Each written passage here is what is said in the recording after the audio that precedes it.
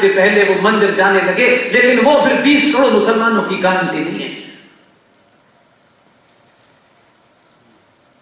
इसलिए आज की समस्याओं का समाधान आपको करना है, कोई बाहर से आएगा नहीं। उत्तर प्रदेश वाले खासतौर से और बनारस के लोगों को इसलिए भी मुबारकबाद देता हूं कि आप बाबा विश्व की इस नगरी में आसानी से किसी को अपनाते नहीं हैं, क्योंकि यहां के जीवन की शैली कुछ और है। यहां अच्छे अच्छे की नहीं सुनते लोग, अच्छे अच्छों को पानी पिला देते हैं। और अगर आप 2-2 बार सुन रहे हैं तो मान लीजिए कि फिर काशी बदल रहा है, और काशी बदलेगा तो जो सुशील भाई कह रहे थे, इसका असर फिर काबे में भी नजर आएगा।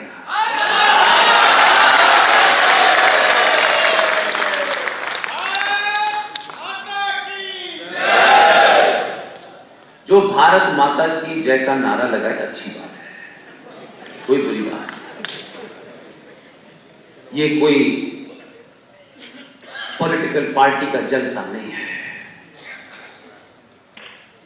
जो भारत माता का नारा लगा रहा है, अपने घर जाए और जाके ये पता करे कि ये भारत माता 15 अगस्त 1947 को 21 लाख लोगों की लाशों पे आपको मिली थी। कायर लीडर और कायर समाज ने 47 से लेकर के 2020 तक 29 राज्यों में हिंदू माइक्रोस्कोपिक माइनॉरिटी हो गया है, लेकिन भारत माता का नारा लगा है। जब आप ये नारा लगाते हैं तो हजारों लोग समझते हैं कि भारत माता सुरक्षित है, कि भारत में बैठ के लोग नारा लगा रहे हैं, लेकिन उसके नीचे आपकी जमीन खिसक गई है। हमारे और आपके बीच में से निकल के जाने वाले लोग चोगा कोई भी पहन ले, इतिहास लिखा जाएगा तो उनको माफी नहीं मिलेगी। और हम उन लोगों में अपना नाम नहीं लिखाना चाहते कि हम उनका नाम बताना नहीं चाहते कि जिस बीमारी के लिए 75 साल का एक युवा पुरुष, 35 साल का उनका बेटा, जिन चीजों की लड़ाई लड़ रहा है, ये औरंगजेब और बाबर ने नहीं की थी। ये औरंगजेब के खिलाफ लड़ाई नहीं लड़ रहा है, ये बाबर के खिलाफ लड़ाई नहीं लड़ रहे। ये भारत की संसद, उस संसद में बैठने वाले वो लोग जो ये कहते रहे हैं कि हम तुम्हारे हैं, इस संस्कृति के हैं, और हम और तुम्हारे बीच में एक ही रिश्ता है कि तुम भी हिंदू और हम भी हिंदू। उनकी गिनती चाहे 10 थी, चाहे 117 थी, मैं ये मानता हूं आग अगर यहां लगी हो तो चौराहे चौराहे चिल्लाएंगे और बनारस में लोग 5-5 घंटे बैठ के सुनेंगे। इसके कसूरवार बाबर और औरंगजेब नहीं है। उनको जो करना था कहे वो दुनिया में यही किया, कोई नई बात नहीं है। उस इतिहास में जाकर के अब कोई फायदा नहीं होना है। इतिहास में जाइए, 1991 में भारत की संसद में किस पार्टी के कितने एमपी थे, आज गूगल में सर्च कर लीजिएगा। उन लोगों की क्या भूमिका थी जब प्लेसेस ऑफ वर्शिप एक्ट बन करके पास हो रहा था? क्या 91 के बाद वो एमपी आपके बीच में वोट मांगने नहीं आया, एमएलए वोट मांगने नहीं आया? वो समाज के तमाम सारे ठेकेदार जो सुबह से शाम तक हर चीज पे अपना प्रवचन देते हैं, उन्होंने आपको बताया कि हमने जिनको भेजा था हिंदुत्व की पट्टी से निकल करके ये भारतीय जनता पार्टी के लोग जाएंगे। उनसे पूछा कि जब ये कानून बन रहा था तो आपके मुंह पे ताला लगा हुआ था क्या? आप उस कानून को बनने से नहीं रोक सकते थे, समझ में आता है। लेकिन बनारस में क्या किसी चौराहे पे या उस पप्पू की दुकान बंद हो गई थी, वहां पे आके तो बोल सकते थे, अपने लोगों को बता तो सकते थे कि ये जघन्य अपराध हुआ, मैं रोक नहीं पाया, लेकिन इस घुटन से मैं मरना नहीं चाहता हूं, ऐसे ऐसे कानून बने, हम कुछ कर नहीं पाए। हमने तो आज तक सरकार से न कुछ कहा, न सरकार से कोई मांग की, न ये कहा कि सरकार ये करे न करे। हम जानते हैं सरकार कैसे चलती है, हम उस तरफ आ गए। तो ये सवाल नहीं पूछा जाना चाहिए, ये 91 में प्लेसेस ऑफ वर्शिप एक्ट बन गया, हम खामोश बैठे रहे, बन गया, रख गया। अब याद आया, सत्ताओं की अपनी मजबूरी हो सकती है, मैं उसमें भी नहीं जाना चाहता, लेकिन विपक्ष में बैठकर अगर विवाद थी तो लोगों को बता तो देते हैं। बनारस की गली गली में 50-30 साल पहले यह सवाल तो खड़ा होता कि यार ऐसा भी हो गया, हमने तुमको भेजा था कि तुम हमें बताओगे, लेकिन तुमने अपने स्वार्थों के कारण अपने ही समाज को नहीं बताया, और एक आध जघन्य अपराध हुआ हो तो बन मान भी 1993 क्या हुआ? नेशनल कमीशन फॉर माइनॉरिटी बना इस देश में। हमने आगे डाल के पूछा, जबकि ये माइनॉरिटी कमीशन जो बना है इसका बेसिस क्या है? What are the basis to describe X और वाई इज ए माइनॉरिटी? सरकार की आरटीआई में जवाब दिया कि इसका कोई बेसिस नहीं है, और माइनॉरिटी कमीशन का करोड़ों का बजट है, और उसमें 35,000 पारसी, 1.5% सिख, 3% ईसाई और वगैरह वगैरह करके 17% मुसलमान माइनॉरिटी है। The second largest majority of this country is getting benefit of national commission for minority, क्योंकि वो माइनॉरिटी में है। और हम इतने अपोलोजिस्टिक हैं कि माइनॉरिटी का मतलब 1.5%, 1% नहीं था, 17% थे, क्योंकि एजेंडा उनके लिए था, बाकियों के लिए नहीं था। हम चुप बैठे रहे। 1995 में जब ये वक्फ बोर्ड आया, उसमें जो अमेंडमेंट हुए, किसी ने क्यों नहीं बताया आपको? क्या जिम्मेदारी नहीं थी? और अगर नेताओं ने नहीं बताया तो समाज में जो लोग काम कर रहे हैं उनको बताना चाहिए था। फ्रांस में क्या हो रहा है, जर्मन में क्या, दुनिया जमाने की आपको पता है, घर में क्या हो रहा है ये नहीं जानना चाहते। इसलिए हम अपनी दुर्दशा के लिए खुद जिम्मेदार हैं। और 2022 में भी हम किन बुनियादों की तरफ बढ़ रहे हैं, और ये बात बनारस में कह रहा हूं, कॉन्शियसली कह रहा हूं। विपक्ष ने आपको नहीं हराया, सनातन विरोधी हताशों ने आपको नहीं हराया। अपने सीने में हाथ रखिए और बताइए कैसे कोई आदमी 303 सीट से 264 पे आ गया।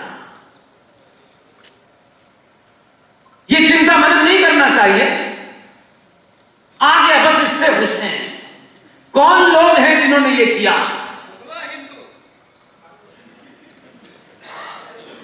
कल ये 64 से 200 पे चला जाएगा, आप कुछ गालियां देंगे, आपस में झगड़ा करेंगे, चले जाएंगे, और फिर अपने भागों को गाली देंगे कि देखिए फला आ गया। कम से कम इतनी लंबी दास्तान जो सुशील भाई ने बताई है, लोग अपने इतिहास से सीखते हैं, हम सीखने नहीं चाहते। हम जिक्र बहुत करते हैं इतिहास का। दुनिया का, सभ्यताओं का नियम है, जो अपने इतिहास को भूलते हैं। और हमारे यहां तो यह भी कहा गया है, क्योंकि राजनीतिक सत्ताएं जब राष्ट्र में दखल देती हैं तो नैरेटिव कैसे बदल जाता है, और कायर और लालची समाज उस नैरेटिव को ओढ़ लेता है। कुछ लोगों की सुविधा हुई तो भारत सेकुलर हो गया, कुछ लोगों की सुविधा हुई तो सेकुलर होने के बाद भी यानी बाबा साहब अंबेडकर का संविधान सेकुलर नहीं था, फिर उसे सेकुलर किया गया और 76 में सेकुलर होने के बाद यह गजब का सेकुलर हुआ। संविधान सेकुलर है, लिखित में सेकुलर है, लेकिन माइनॉरिटी कमीशन भी यहां है, 5,500 करोड़ का स्ट्रक्चर कमीशन भी यहां है, मुस्लिम एजुकेशन बोर्ड भी यहां है, वक्फ बोर्ड भी यहां है, पर्सनल लॉ बोर्ड भी यहां है। कहीं दुनिया में सुना यह डिबेट नहीं होनी चाहिए, पार्लियामेंट में कोई इस पर डिबेट नहीं करना चाहता। जो बात हरिशंकर जैन साहब ने कहा कि आर्टिकल 30 के तहत पहले से ही आपने गड़बड़ कर रखा है, यानी पिछले 70 सालों में आपका अचीवमेंट यह है कि भारत के संविधान में जो कुछ आपके पूर्वज थोड़ा बहुत ठीक ठाक करके गए थे, आपने 70 सालों में इस चाटुकारिता के चलते, दलाल नेताओं के चलते एक पैरेलल व्यवस्था खड़ी कर दी है। अब हमारी सारी ताकत इस पीढ़ी की लगती है कि पहले ये प्लेसेस ऑफ वर्शिप एक्ट का मुकदमा लड़े और व्यवस्था में बैठे हुए लोगों से भी लड़े, और अपने लोग ये समझें कि बस वो लड़ रहे हैं, हमारा काम क्या है, हम तो ताली बजाएंगे। क्या इन जैसे योद्धा पूरे देश में लड़ रहे हैं? कभी किसी ने पूछा? विष्णु शंकर जैन, क्या तुम अपना कैरियर नहीं बना सकते थे? क्या हरिशंकर जैन को एज ए अधिवक्ता, एज ए एडवोकेट, इनके ज्ञान का लोगों को पता नहीं था, इसलिए बाबरी मस्जिद वालों ने इनको करोड़ों रुपए की पेशकश की थी, हमारा मुकदमा न लो, लेकिन ये नहीं आए। लेकिन समाज ने पूछा, करोड़ों रुपया ठुकराने वाले हरिशंकर जैन साहब, विष्णु शंकर जैन साहब, इस युद्ध को लड़ते में कभी आपको कोई पैसे की तंगी तो नहीं आई है? सिर्फ पूछ ही लेते, ये कभी मांगते नहीं आपसे, और आप पूछते तो पूरे देश में हजारों विष्णु शंकर पैदा हो जाते हैं। कि समाज आज की चुनौतियों से लड़ने वाले योद्धाओं की चिंता करने लगा है, बस इतना ही तो कहना था। इसलिए आज भारत राष्ट्र के सामने कोई चुनौती नहीं है, कोई चुनौती नहीं है, क्योंकि जब तक हम देश और राष्ट्र में फर्क नहीं समझेंगे, धर्म और मजहब में फर्क नहीं समझेंगे, ये चुनौती हमेशा बनी रहेगी। और ये कोई ऐसा ज्ञान नहीं है कि इसके लिए शंकराचार्य के पास जाना था। हमारा साहित्य, हमारे संस्कार, हमारी परंपराएं, हमारी मान्यताएं ये बताती हैं कि धर्म का मतलब पूजा पाठ नहीं होता। धर्म का मतलब होता है आपकी ड्यूटी, आपका दायित्व क्या है, पिता का दायित्व क्या है, मां का क्या है, बहन का क्या है। राजा का धर्म होता था अपनी प्रजा के प्रति कि उसे क्या काम करना है। लेकिन आपको तो गीत बजाना था, शहनाई सुननी थी, तो आपने कहा हम इसी नैरेटिव को चला देते हैं, और ये शत्रु ने चलाया, क्योंकि उसने अपने लूटने की संस्कृति को एक आदर्श संस्कृति के समकक्ष खड़ा कर दिया। और आप चिल्ला चिल्ला के कह रहे हैं सारे धर्म बराबर है, और आपके घर में वो बेटी सुन रही, उसके कानों में ये बात जाती है कि पापा भी कह रहे हैं और मम्मी भी कह रही हैं। देखो, सारे धर्म शांति का संदेश देते हैं, और वो बेटी जब शांति दूतों के साथ चली जाती है तो कहते हैं घर वापसी करनी है। तब वो पूछती है कि आप भी तो कह रहे थे सब बराबर है, तो मैं तो इधर से उधर चली गई, फिर तकलीफ क्या है? आप जाने अनजाने में अपने त्वरित तत्कालिक फायदे के लिए अपनी संतानों के सामने भी झूठा नैरेटिव रख रहे हैं, और पूरी दुनिया में सबको खुलकर बताया जा रहा है। वो अपनी बात से कभी छुपाते नहीं हैं। आपका शत्रु भी है, लेकिन फिर भी कोई छुपाता नहीं है बात, लेकिन आप अपनों से भी छुपाते हैं, और शत्रु चिल्ला चिल्ला के बताता है तब भी नहीं मानते। इसलिए आप एक भीड़ तंत्र से ज्यादा कुछ नहीं हो गए। हमारी गिनती इतनी है, हम सरकार को पैसा देते हैं तब सरकार चलती है, हम जीएसटी इतना देते हैं, हम इनकम टैक्स इतना, ये आपका काम है, दीजिए। कभी किसी उन्होंने बताया कि हम इनकम टैक्स कितना देते हैं? कभी नहीं बताया। आपको चाहिए सरकारी नौकरी, क्योंकि आपके यहां ये बता दिया गया है कि नौकरी एक सबसे उत्तम चीज है और नौकरी मिलनी चाहिए। और फिर इस बात को मिलनी चाहिए कि इस जाति को मिल गई है तो उस मुझे क्यों नहीं मिल रही है। अंधी दौड़ लगी हुई है। पूरे भारत की केंद्र सरकार की अगर टोटल नौकरी भी देखें तो 4.5 करोड़ से ज्यादा नौकरी नहीं है। आपने कोई ऑल्टरनेट इंतजाम नहीं किया। आप सोच रहे हैं कि 100 करोड़ हिंदुओं में से सबको नौकरी सरकारी मिल जाएगी। दूसरों ने अपना इंतजाम कर दिया, किसी का इंतजार नहीं किया कि संसद में हमारे 400 एमपी आएंगे तब हम भारत को इस्लामिक राष्ट्र घोषित करेंगे। उनको अपना एजेंडा पता था, उनको अपना लक्ष्य पता था, और आपके बीच में से दलालों की फॉल्ट लाइन पती थी, कौन कौन खरीदा जा सकता है। खरीद लिया उन्होंने। आप कहते हैं वो पंचर पुत्र हैं, लेकिन आप ही के बीच में से एक आदमी, अगर उनके अच्छा वकील नहीं था तो उन्होंने कपिल सिब्बल को 25 लाख में कोर्ट में खड़ा किया। हमसे पूछिए, यह सार्वजनिक मंचों से कहने की बात नहीं है, लेकिन अगर बनारस में भी मैंने ये बात नहीं कही तो फिर मैं कहीं और नहीं कह पाऊंगा। सुशील जी जानते हैं इस देश को 370 तो बहुत सुना हमने। ऐसा लगता था कि 370 ही सारे मुसीबत की जड़ है। हमारे अपने लोगों ने नहीं बताया कि 370 से ज्यादा खतरनाक 35 पे थी, उसकी चर्चा नहीं हुई कभी। उस मुकदमे को लड़ने के लिए हमारा एक साथी अब इस दुनिया में नहीं है। उस मुकदमे की जब डेट आती थी सुप्रीम कोर्ट में, एच.एल. दत्तू की अदालत में वो कोर्ट एक्सेप्ट किया गया। जब जब डेट आती थी तो दिल तो होता था कि डेट आए, जल्दी फैसला हो, लेकिन डेट आती थी तो दूसरा दर्द शुरू होता था कि जो वकील साहब देश के जाने माने विद्वान आदमी, जिनकी हैसियत यह थी कि एच.एल. दत्तू की सुप्रीम कोर्ट की अदालत में जब खड़े हुए 30 सेकंड में मुकदमा हमारा एक्सेप्ट हो गया। लेकिन वही कर्नाटक से जब वो आते थे दिल्ली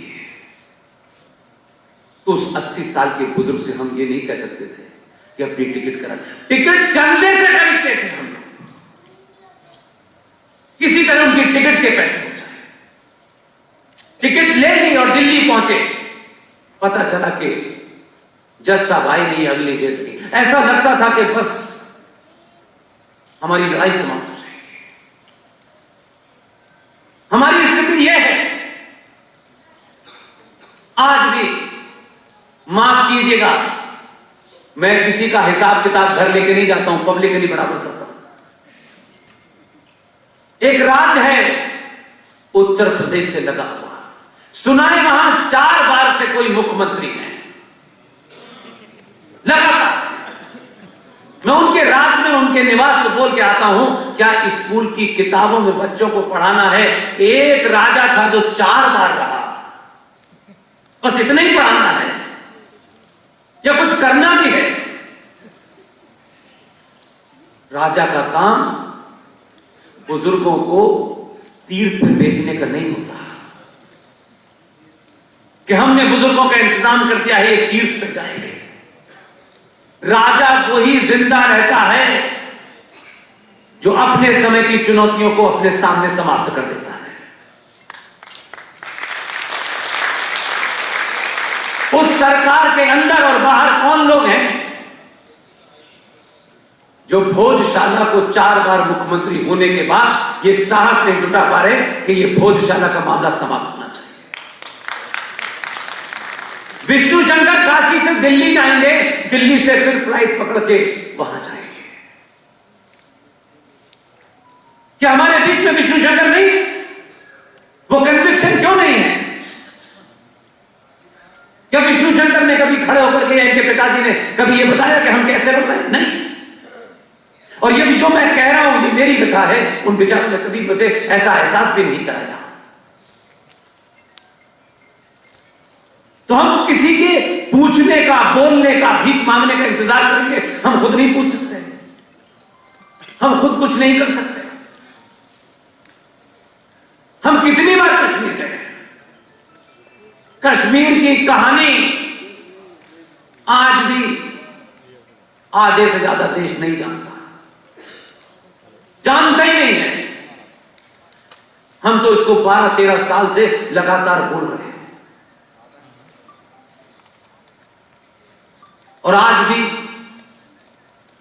कश्मीर के बारे में झूठी खबरें पढ़ना, झूठे नैरेटिव क्रिएट करना, ये हम कर रहे हैं। क्योंकि इस वक्त हम हैं, इसलिए हमें कोई डिस्टरबेंस नहीं चाहिए। आप रहे न रहे, इसी वक्त डिस्टरबेंस चाहिए हमको, क्योंकि आप तो आने जाने हैं, कोई फर्क नहीं पड़ता है। ये कॉन्स्टिट्यूशन कल भी था, ये आईपीसी कल भी थी, ये 1935 का गवर्नमेंट ऑफ इंडिया एक्ट कल भी संविधान में था, आज भी है। 1860 का पुलिस कानून कल भी चल रहा था, 1861 का एविडेंस कानून कल भी चल रहा था, आज भी चल रहा है। आर्टिकल 44 बराबरी की बात कहता है, लेकिन उसे इस देश का कोई भी नेता लागू नहीं करता। तो आर्टिकल बदल गया क्या? संविधान बदल गया क्या? क्योंकि आपने कभी भी यह सोच के वोट दिया ही नहीं था कि हम ये वोट देते क्यों हैं, हम आखिर चाहते क्या है सरकार से। आपने तो इतने पीछे जाके ले गए कि लोग आपको अगर अंतरराष्ट्रीय पटल पे देखें तो लोग हंसेंगे आपके बारे में। भारत की राजधानी दिल्ली है, देश के विद्वान लोग बताए जाते रहते हैं, हर अंतरराष्ट्रीय मामले पे उनकी नजर होती है, कई सारे विश्वविद्यालय हैं। लेकिन उसी दिल्ली के अंदर 2 रुपए किलो चावल और 2 महीने की बिजली मुफ्त पे आप सरकार में लोगों को बैठाते हैं, आप बैठाते हैं। और उनके अंदर भी, सुशील भाई, उनके अंदर एक आदमी, हम ऐसी चीजें नहीं देखना चाहते। एक आदमी जीत के आया उस 70 विधानसभा के लोगों में से, वो बाकी लोग कहां बिजी हैं, उसने अपना एजेंडा पूरा किया अकेले ने। आपके यहां तो बहुत सारे, किसी से पूछ लो तो वो 10 आपको ज्ञान बता देगा, ऐसा नहीं था, वैसा नहीं। एक अदने से एमएलए ने, जिस दिल्ली सरकार की ताकत बड़ी कम होती है, ना लैंड उनके पास है, ना पुलिस उनके पास है, लेकिन जब यहां उसका एजेंडा था तो पता नहीं चला। अब जब कुछ हो गया तो अचानक पता चला। वो आदमी दिल्ली वक्फ बोर्ड का चेयरमैन भी था। 270 परिवारों को वक्फ बोर्ड के नियम के अनुसार उसने घर खाली करा के बता दिया। आज उसमें मुसलमान रह रहे हैं। दिल्ली में किसी को पता है ये खबर कि हम सिर्फ अखबार पढ़ने वाली खबर ही पढ़ते हैं, और अखबार में नहीं आई तो फिर सब ठीक है, चले गए वो खाली करके। वो एक भी हो तो उसका एजेंडा होता है। वो आपके यहां भी था तब भी उसका एजेंडा था, लेकिन हमारा कोई एजेंडा नहीं। हमारे पास 4 गाड़ियां हो, 10 कमरे का मकान हो, और शर्मा जी को कैसे नीचा दिखाना है इसकी चिंता में लगे हैं। वर्मा जी शर्मा जी को नीचा दिखा रहे हैं, शर्मा जी वर्मा जी को दिखा रहे हैं, इसी में लगे हुए हैं। एक भी कोई ऐसा इशू, यहां गेरुए बस में कुछ संत बैठे हुए हैं, हो सकता है कि ये अच्छे लोग हों, लेकिन इन संतों से भी सवाल पूछिए, उन पुजारियों से भी सवाल पूछिए। हम जहां पैदा हुए वहां तो कुछ और ही परंपरा थी, इसलिए हमारा उसमें दखल नहीं है। लेकिन पिछले 20-25 साल में जो देखता हूं तब मुझे ताज्जुब होता है कि ऐसा कैसे हो सकता है। कुंभ आता है, ये मैं अपनी इसलिए बता रहा हूं कि मैं उस बैकग्राउंड से नहीं। जब भी कुंभ आता था तो इस पे चर्चा होती थी। युद्ध किस बात में हो रहा है सन्यासियों में कि पहले कौन नहाएगा, इसके लिए तलवारें चल रही हैं।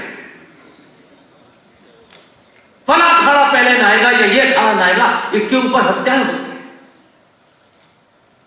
आश्रमों के ऊपर फिल्में बन रही हैं, गंदी फिल्में बन रही हैं। एक सन्यासी सड़क पे निकला जो सबसे प्योरेस्ट आपका इंस्टीट्यूशन है,